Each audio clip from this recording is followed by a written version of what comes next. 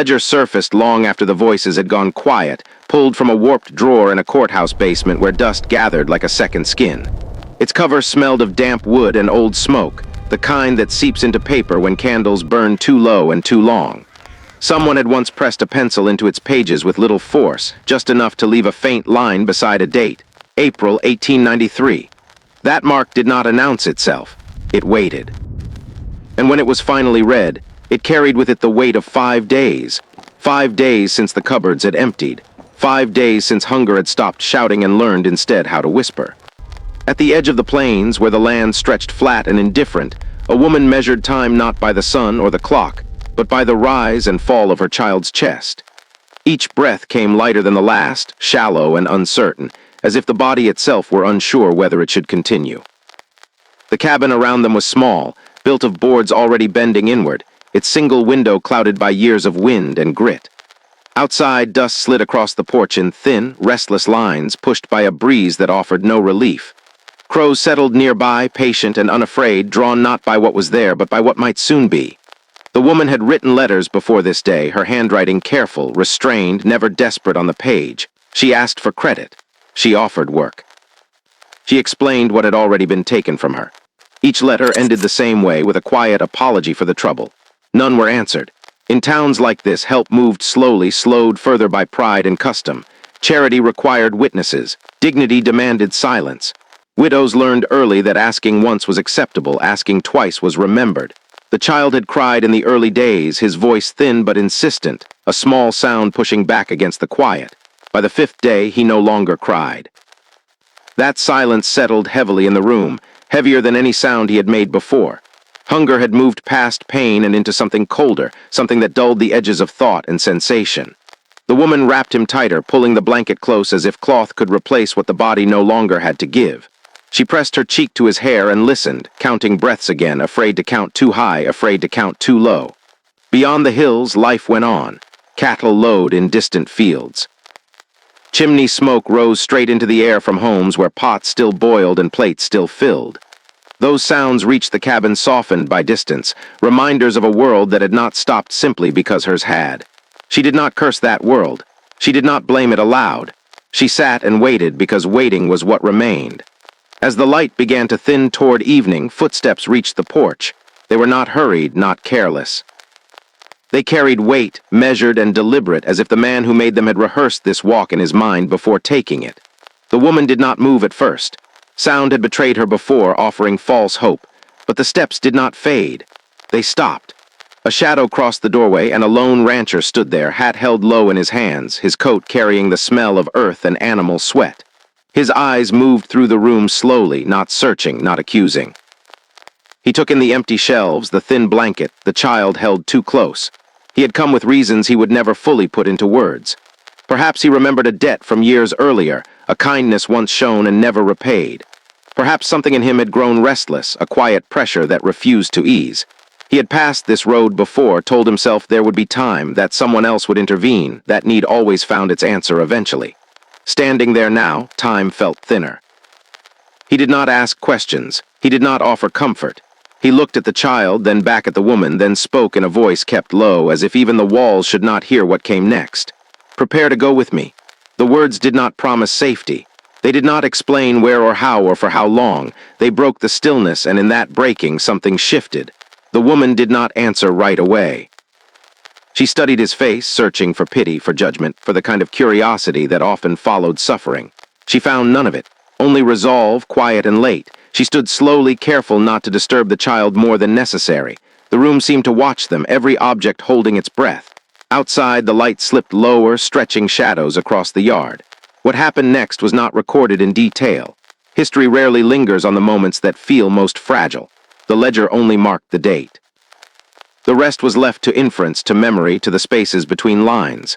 Later accounts would soften the edges, turning interruption into rescue, delay into destiny. But standing in that doorway, nothing felt certain. Hunger had already done its work. Silence had already settled deep. The rancher stepped aside, making room, not leading, not following, allowing choice where there had been none for days. As they moved past him, the woman glanced once at the shelves, at the corner where the letters had been stacked, unanswered. She did not take them. Some explanations, she understood, were already complete. The night took them in, and the cabin returned to stillness, a stillness that would linger long after the boards collapsed and the porch gave way. Years later, when the ledger was found and the faint pencil line noticed, readers would pause over that date and wonder what force finally interrupted the quiet. They would ask why it took 5 days, why help arrived only when hunger had nearly finished its work. The page did not answer. It only waited, holding its silence, asking in return how many footsteps had passed that door before one finally stopped, and whether history remembers those interruptions because they are rare, or because they arrive too late to erase what has already been lost. No famine was ever declared that spring, and the absence of such a word mattered more than its presence ever could. In the official books, the season was recorded as ordinary, even generous. Ledgers noted healthy harvests, prices held steady. Storehouses remained full enough to justify their locks. On paper, there was no reason for hunger to exist at all. And yet hunger did exist, not loudly, not in numbers large enough to demand attention, but quietly, tucked into the margins where suffering often learns to survive. It lived in unpaid tabs folded into pockets and forgotten. In letters written carefully and sent without expectation. In the brief hesitation before a shopkeeper met a widow's eyes and the relief when she turned away first. Hunger did not announce itself in town meetings or church sermons. It revealed itself instead in small omissions, in what was not said, in who was not asked to stay for supper. Records do not show these things. They never do. The woman had been noticed long before the 5th day arrived. Widows always are. At first, they are wrapped in sympathy, surrounded by murmured concern and borrowed kindness. That attention does not last. Sympathy fades quickly when it begins to demand something in return. Soon it hardens into curiosity, then into suspicion. People began to ask questions that sounded reasonable but carried sharp edges. Why had no family come for her? Why had she not remarried? Why did she pass the butcher each morning without stepping inside? In towns built on labor and land, a person's value was measured by what they could produce, not by what they endured. She produced no crops. She owned no acreage. She offered only need, and need, when it lingers too long, is often mistaken for a failing. The whispers began softly, almost kindly, as if spoken for her own good. Perhaps she was proud. Perhaps she refused help out of stubbornness. Perhaps her situation was exaggerated. These explanations were easy to carry because they required nothing further. If suffering could be explained as a choice, then responsibility could be set aside. Judgment traveled faster than assistance ever could, passing from porch to porch, growing lighter with each retelling. Silence followed close behind it, settling into the spaces where action might have been. Silence became a shared convenience, a way to remain blameless while doing nothing at all. The rancher heard those whispers long before he ever saw the cabin. They reached him through casual remarks made at the feed store, through half smiles and lowered voices. He did not challenge them. He nodded when expected. He said little. He owned land. He employed men. His place in the town was secure enough that he did not have to prove his virtue aloud. He told himself that the situation was being handled, that someone closer, someone more appropriate would step in. Each time he passed the road that led toward the edge of the plains, he felt a brief tightening in his chest, a sensation he learned to dismiss. There would be another day, he thought, another chance, another person better suited to intervene. Delay dressed itself as patience. Restraint was praised as wisdom. In this way, 5 days without food did not arrive suddenly. They accumulated, one quiet decision layered over another. Credit was denied not with cruelty, but with politeness. The storekeeper explained his limits, his own responsibilities, his careful bookkeeping. Help was delayed with gentle excuses, promises to check back later to speak to someone else. Doors were closed softly, so softly that they did not sound like refusals at all. No one pushed the child toward hunger. No one needed to. The town simply stepped aside and allowed it to happen.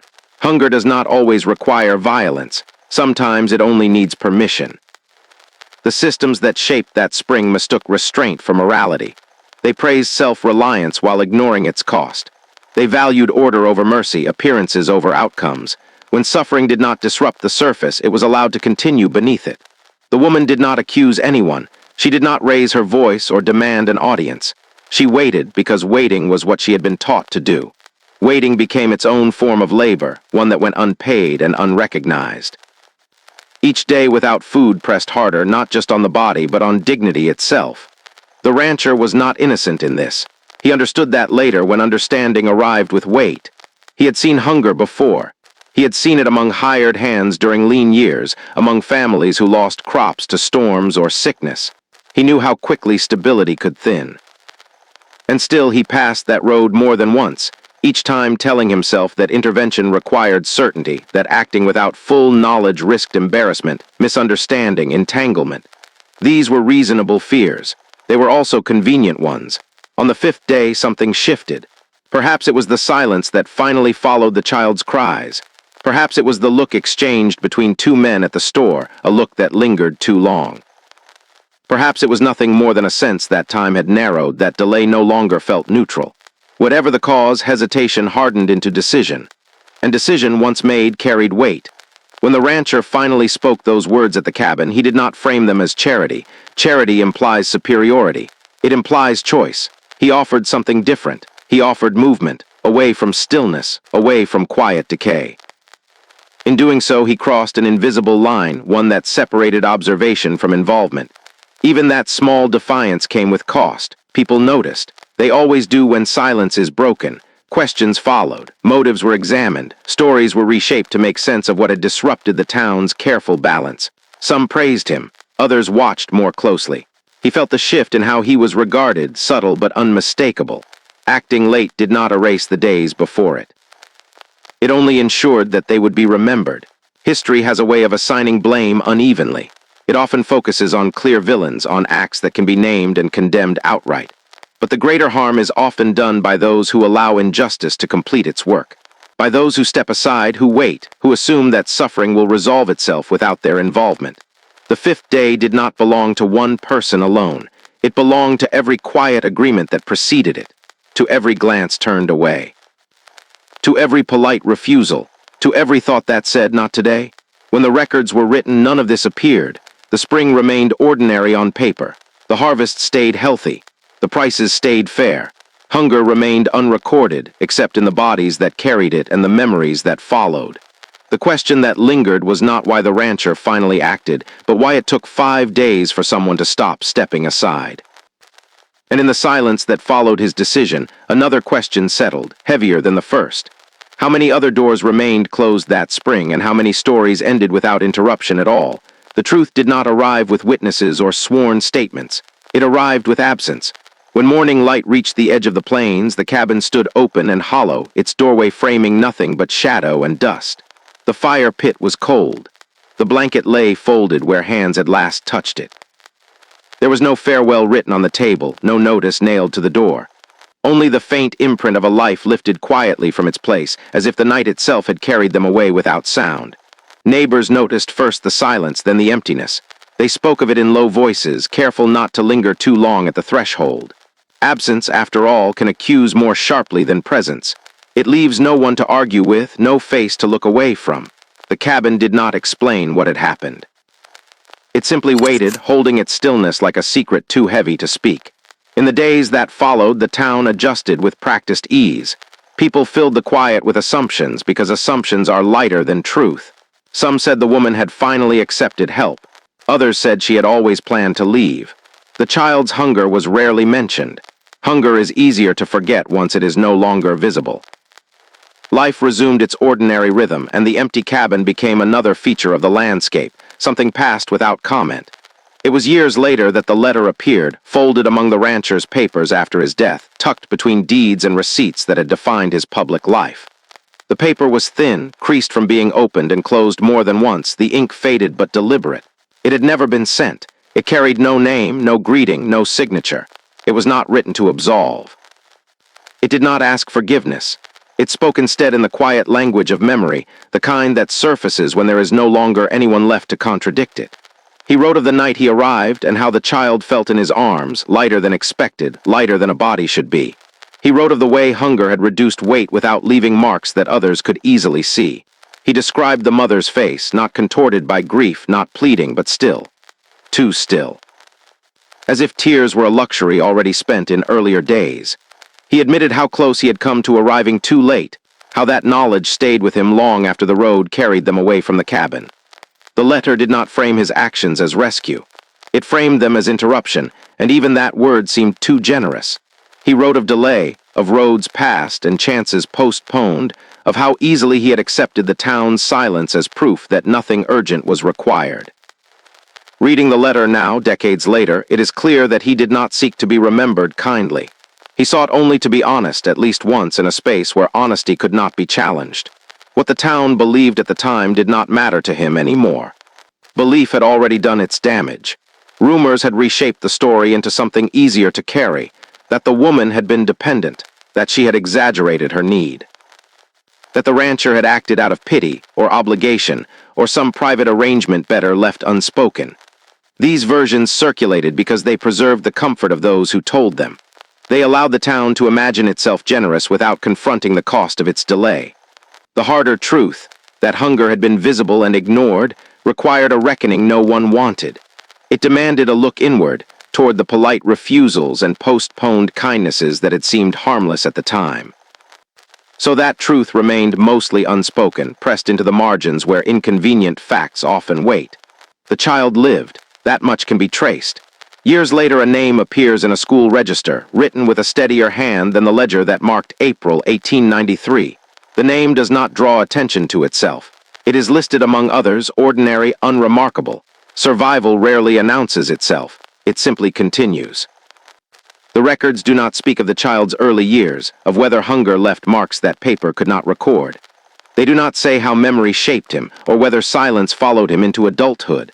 The mother's voice, too, disappears from public record. She did not speak openly of those days. She did not tell the story in church or at gatherings where hardship might have been met with sympathy. Survival often requires silence, and silence, once learned, rarely leaves. To speak would have required revisiting moments best kept sealed, reopening wounds that had barely closed. It would have required confronting a town that had already decided what it believed. So she lived forward, carrying what could not be shared, allowing the past to remain unchallenged. The rancher never corrected the story. Even when versions circulated that made his actions seem simpler, cleaner than they were, he remained quiet. Confession, he understood, does not erase consequence. It only names it. To speak publicly would not have fed the child sooner or shortened the 5 days that preceded his arrival. It would not have changed the way silence had settled so easily over the town. He chose instead to let the story harden around him, imperfect and incomplete. In doing so, he accepted a different kind of weight, one that pressed inward rather than outward. The revelation, when it finally came, was not that someone had saved a woman and her child. That version had always been available, comforting in its simplicity. The deeper revelation was that so many had chosen not to. That help had been possible long before it arrived, and that its absence had been justified by convenience, custom, and quiet judgment. When that understanding surfaced, it did not explode into outrage or public confession. It cracked the town's reflection slowly, almost imperceptibly. People began to remember small moments differently. A glance that lingered too long. A door closed with unnecessary care. A letter left unanswered because it was easier not to respond. These memories did not lead to apology or repair. They led instead to a quiet discomfort, a sense that the past was not as settled as it appeared. The cabin eventually collapsed. Whether took what time had weakened. The road shifted. New families settled the area, unaware of what had unfolded there. Yet the story lingered, altered with each telling, softened or sharpened depending on who spoke it. Some used it to praise the rancher's eventual action. Others avoided it altogether. The letter remained folded, known only to those who found it and chose not to discard it. It did not accuse by name. It did not demand response. It simply existed, a record of what had almost been allowed to end quietly. In that existence lay its power. Truth, when unearthed too late to change events, still alters how those events are held. It reshapes memory, turning comfortable narratives brittle. The town could no longer see itself as entirely innocent, even if it never admitted guilt aloud. The reflection remained cracked, the fracture visible only at certain angles, in certain lights. When bells rang in later years, when names were read and prayers offered, the silence beneath those sounds felt heavier than before. Not because of what had been done, but because of what had nearly been allowed to finish its work. Some names only find peace once the truth is spoken. Others remain unsettled, not because they were forgotten, but because they were remembered too gently. And in the quiet that followed the revelation, the absence where a voice should have been continued to speak. asking whether recognition, however late, was enough to ease the weight carried by those who learned too slowly how costly silence can be. Decades passed in the way decades do, quietly, without announcement, leaving behind small changes that only become visible when someone stops to look back. Cabin did not endure. Weather loosened its boards, seasons pressed in. One winter the roof sagged. Another spring the walls leaned just enough to admit the wind. By the time the structure finally collapsed, there was no ceremony, no marker. The land absorbed it as if it had never been there at all. Grass grew where the hearth once warmed cold hands. The road nearby shifted its path, bent by new fences and better wagons, until it no longer pointed toward the edge of the plains in quite the same way. Travelers passed without slowing. They did not know what had stood there. They did not know what had nearly ended there. New names filled old graves. Stone replaced wood. Dates replaced stories.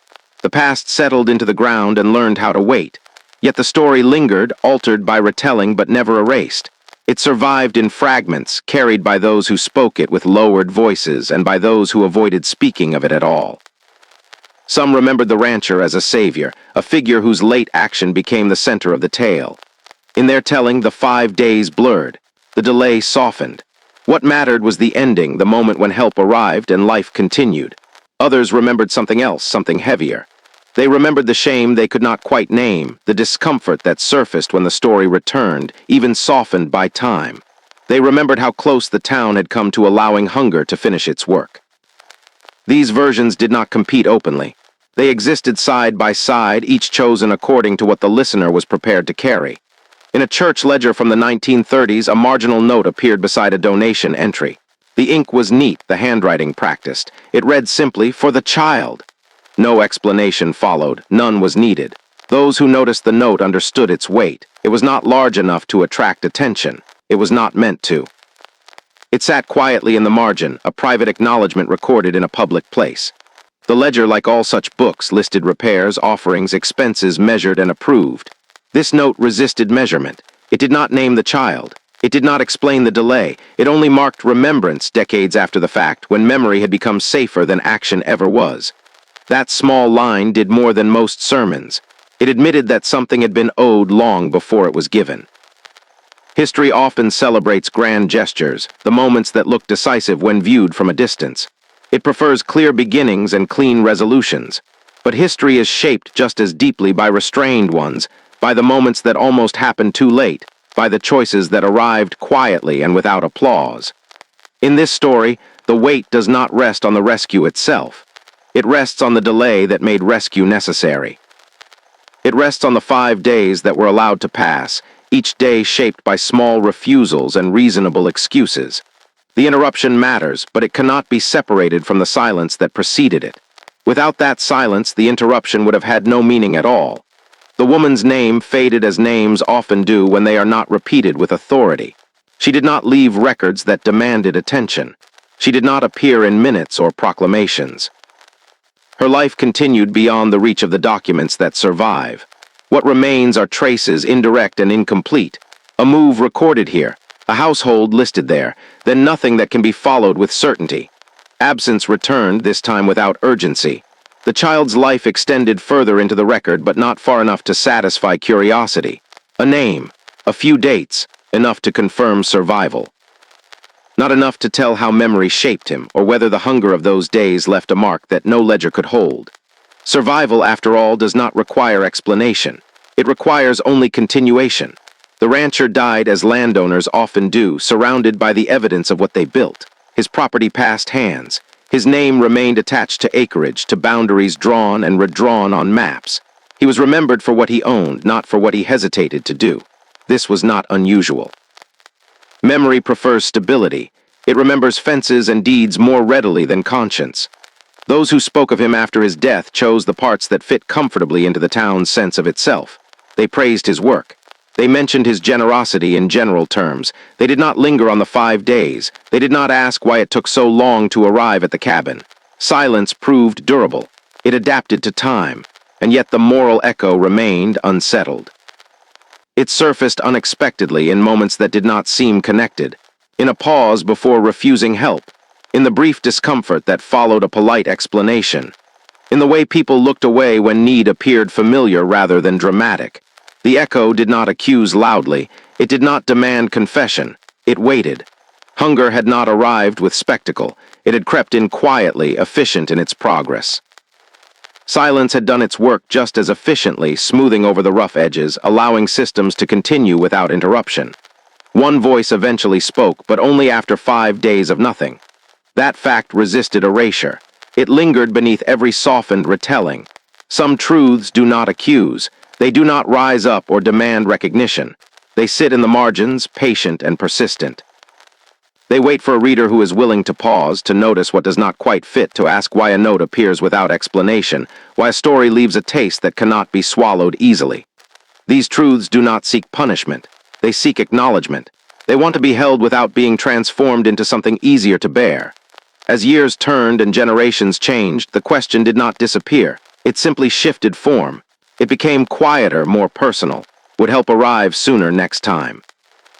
Would silence still feel safer than involvement? Would someone step aside again, trusting that another voice would interrupt the quiet? The house no longer stood. The road no longer pointed the same way. But the conditions that allowed hunger to hide had not vanished. They adapted, as they always do. In the end, the story did not resolve itself neatly.